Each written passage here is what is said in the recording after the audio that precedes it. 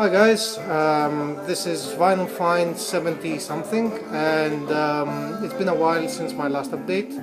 In early spring I tried to do regular updates, but things have happened and I had people at home and just couldn't make a video. And this week actually my girlfriend was sick, so she was home all the time and just didn't have any spare time to do, well, not spare time, I did have spare time, but I didn't have free time and empty house time for me to actually do a video. So now that I do have, I guess that it's time to do a vinyl update. Just before we begin, there's some random information that you may or may not be interested in. If you remember, I was always been saying that, oh my god, I live in a vinyl squalor and there's just records everywhere, which is absolutely true, but I sort of solved it. So I'm getting a 4x4, a Kallax, I don't know how it's called. It's coming tomorrow. So I have a 2x4 that is going to sit in the bottom, and then I'll put the 4x4 on the top, because I guess that the Kallax is a little bit narrower, so it will look a little bit better that way. So that should solve it for at least a while, I hope. So yeah, I don't know, maybe I'll do a video of it, I don't know, I will show you what's going on here. It's like, yeah, these are records here, and there's records over there, and there's records over there, so it's nice, in a way, it's a nice problem to have, but it is a problem. So anyway, I guess that this is going to be solved by tomorrow. So on to records, because I guess that you don't care about me just babbling about crap. Yeah, so what's playing in the background? It's a very interesting record actually, and usually these are the records that are playing in the background usually are like the highlights of the stuff that I want to show. And this is called Wildest Dreams. This is out on, if you can see, Small Town Supersound. Small Town Supersound, I don't know much about them. I do know that they have released one of my favorite records, my favorite purchases in recent years, ARP, which I played in the background a couple of videos ago.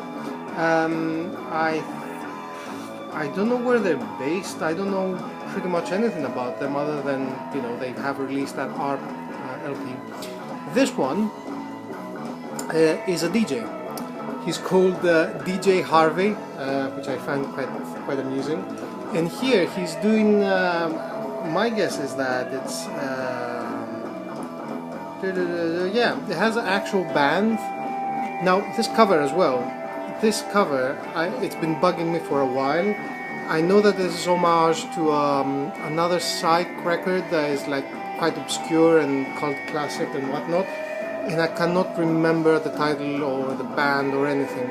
It has something to do with helicopters, but if anyone knows or remembers, please let me know, because it's been bugging me for at least a week since I got this record. And they play psych, as you can hear in the background, and it's really good psych. I prefer the bits where he doesn't sing, because I don't think that he's the greatest singer, but yeah, the music is just, it's really good, it's out there. So yeah, check this out, Wildest Dreams, Small Town Supersound. Oh, and an interesting thing, it comes with a CD, as you can see here, it says it comes with a CD, and here's your digital copy. It's not handwritten, but I find it neat, it's quite good. This is good, I like that. Good touch there. Speaking of digital copies, I'm really pissed off with Trouble in Mind. This is the second time this has happened, the second time. Verma, I showed this last week, a couple of weeks ago. I tried the download code and it doesn't work. And this is the second time that this has happened. So, these guys want their stuff pirated. I don't understand. I mean, this is just nuts. Yeah. Anyway, this wasn't part of the update, so just so that you know. Anyway, update, new stuff. things that I haven't shown before. So I found this on offer in a record shop, because I do visit record shops every now and again, every now and again. A Nexus Qualm, their second album. It's Designhunden, yeah, out on Wawa Records, and yeah, I've shown the first one, and I said that, you know, I'm gonna get the second one as well. I found it as an offer, so, you know, it was a good price, so I got it. I think the first one is much better. This is the second and last one. I don't think they did anything after that, and it was like, it tanked as well. Didn't go well at all. Musically, it's alright. I would recommend just getting the first one. Here it has one redeeming song, which is this one, Drei dicht nicht Apologize my German, I don't know any German, sorry. So yeah, this is a really good song. The rest of it is alright-ish, but, you know, I guess that is more for completist purposes. Listen to this. Really good, highly recommend it.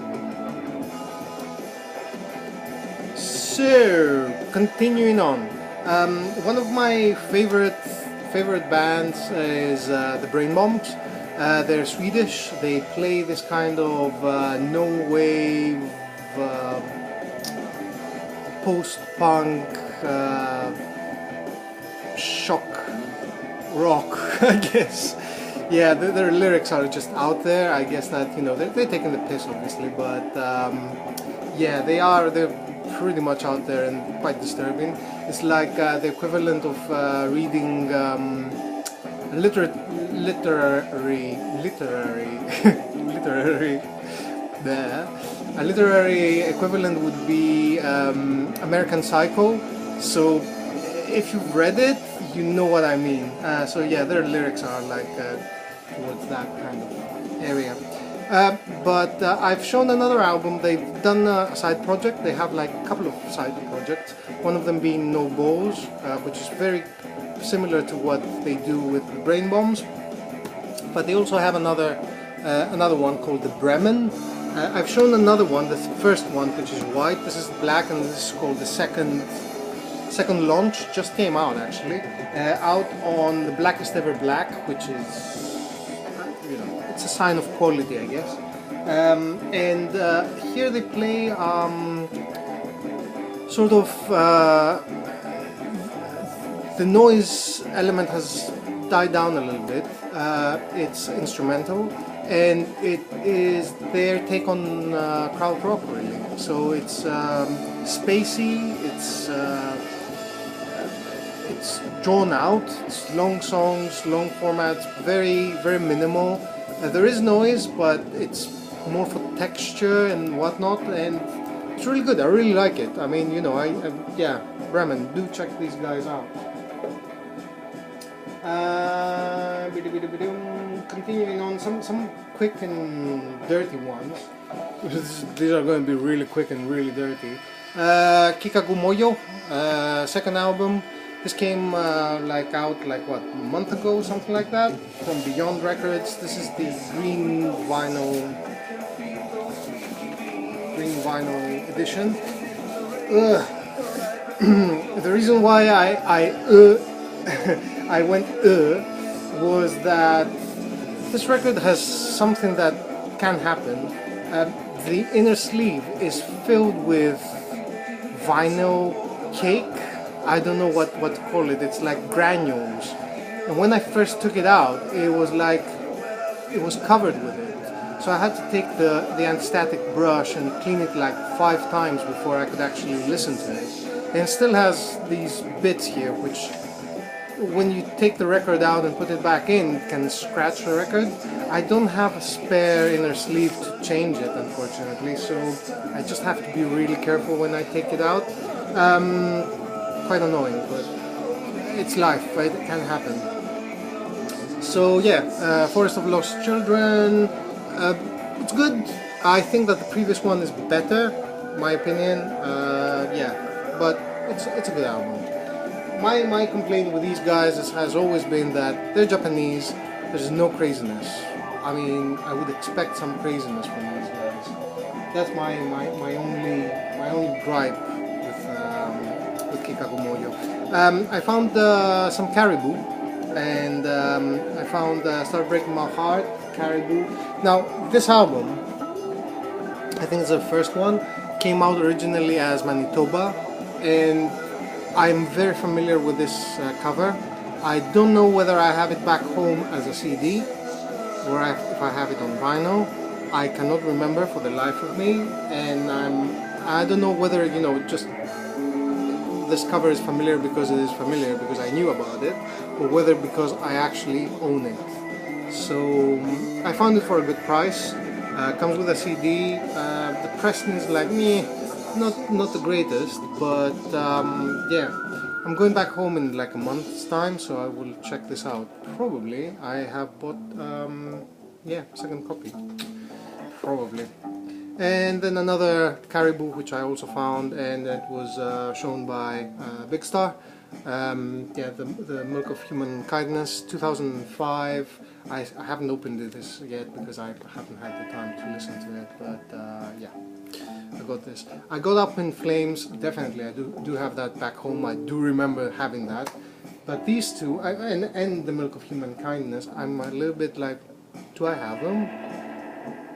It's been 9 years, guys. I've been away 9 years, so I cannot really remember everything.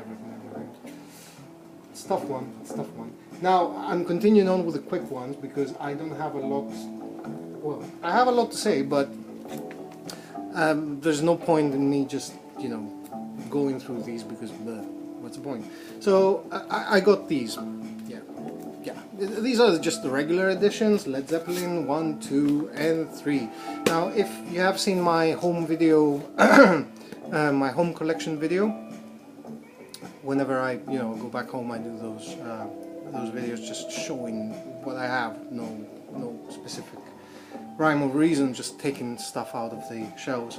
I do have these. I have some regular, like, German reissues that came out at some point, I don't know, late 80s, early 90s, because that's when I bought them, so I guess that's when they came out.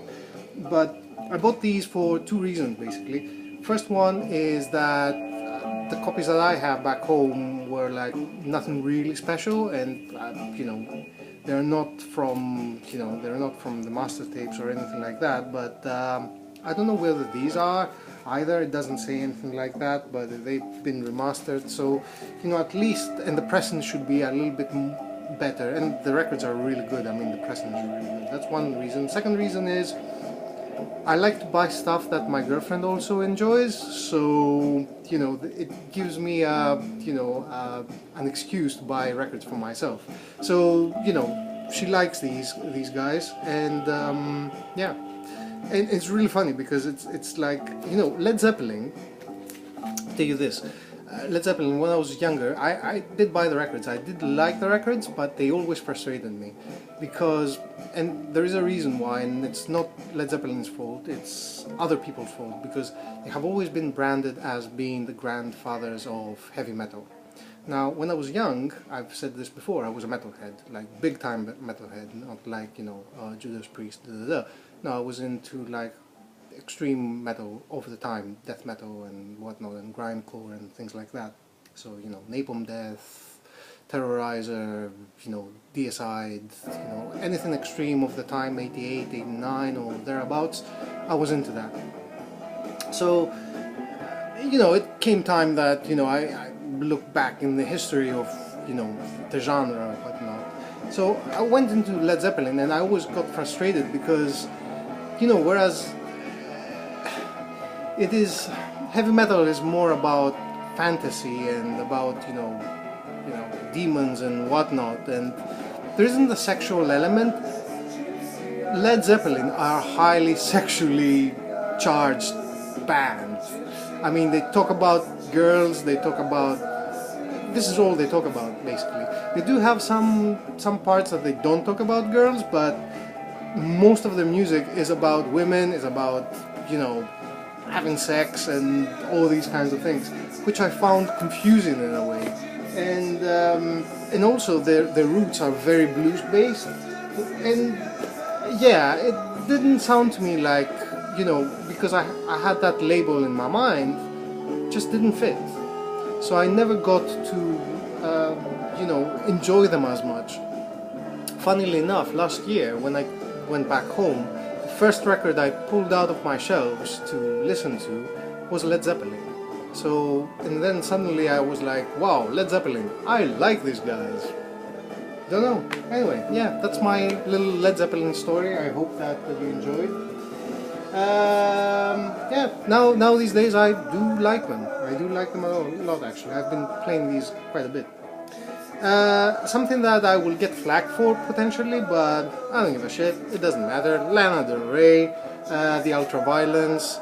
I really like the singles from her previous album.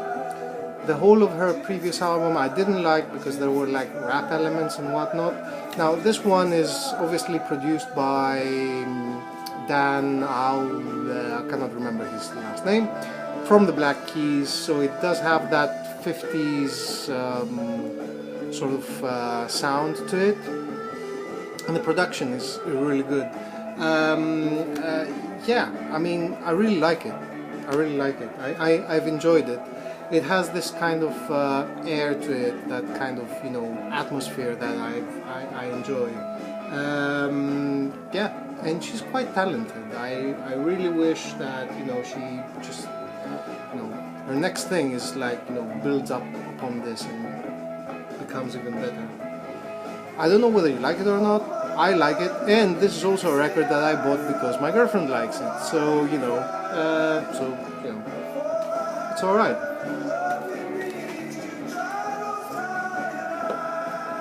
Yeah. So more hate mail. Why? No reason.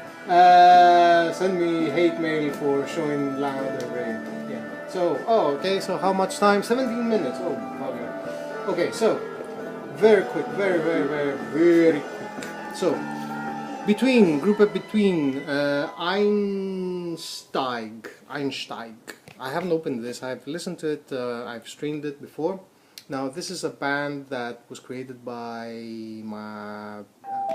Peter Hamill. I'm in a Hamill kind of period, if you like.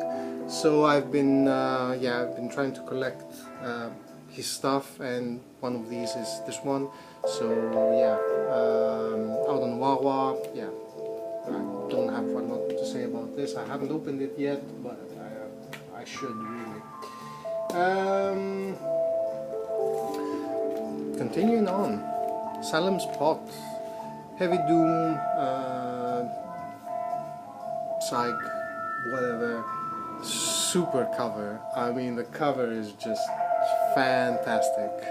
Yeah, I have the previous one as well, and it's really good.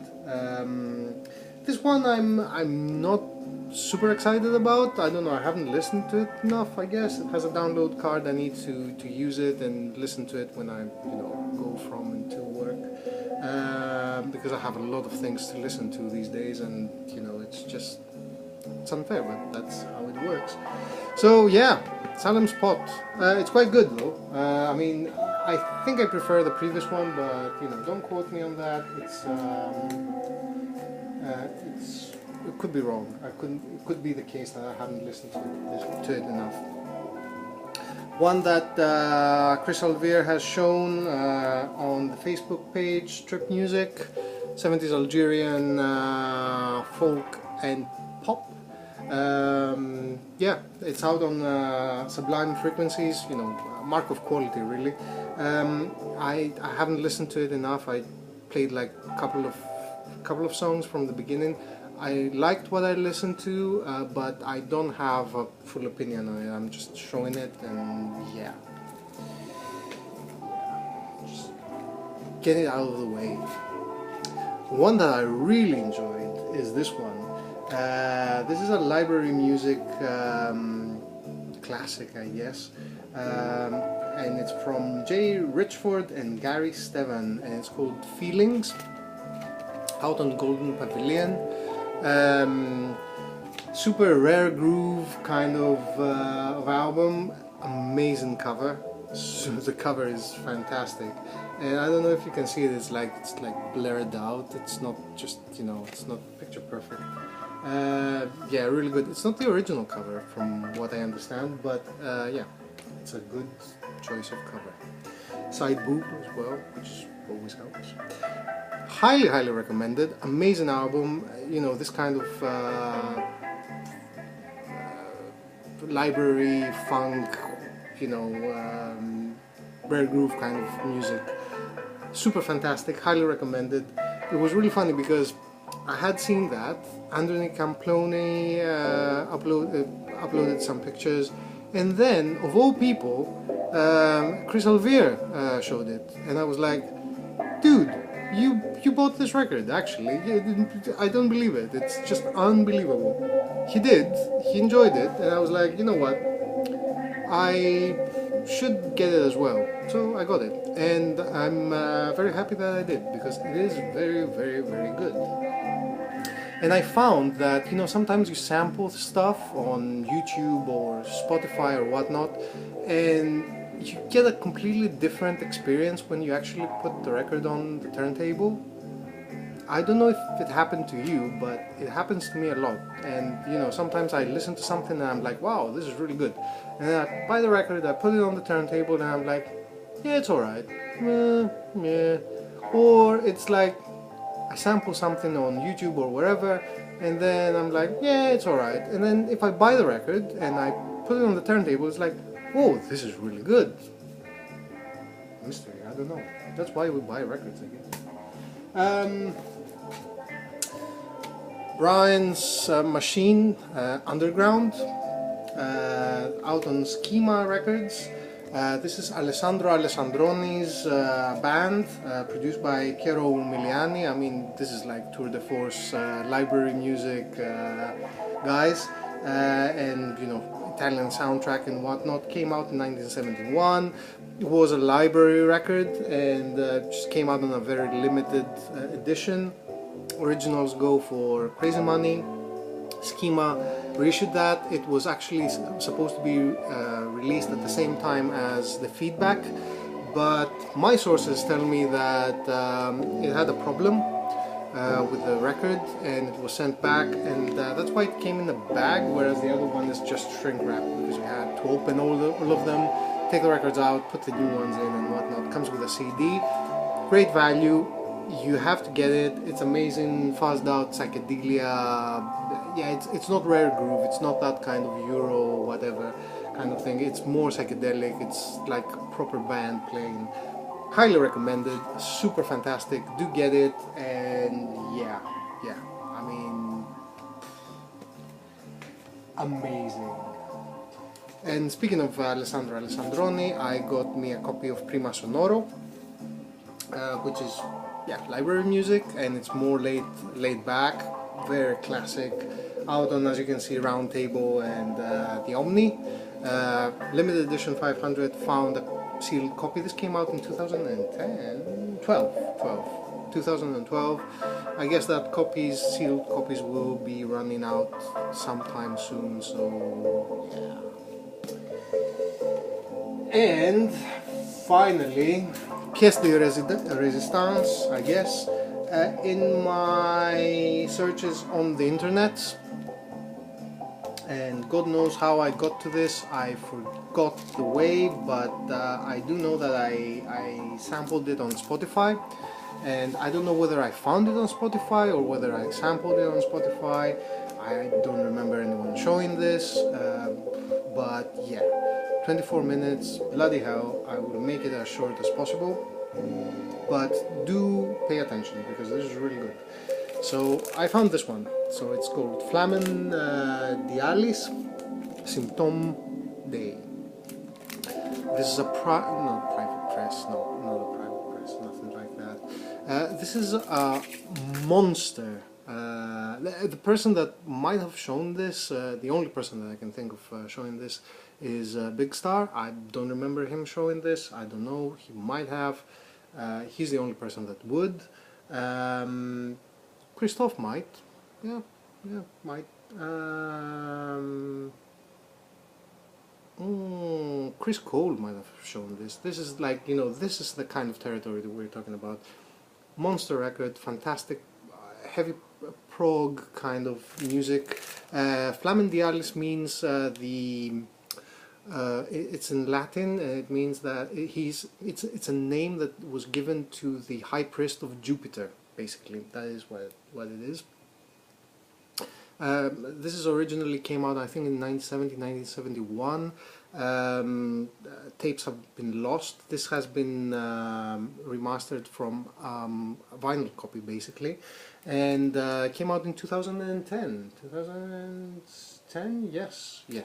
And the music is, as I said, it's progressive.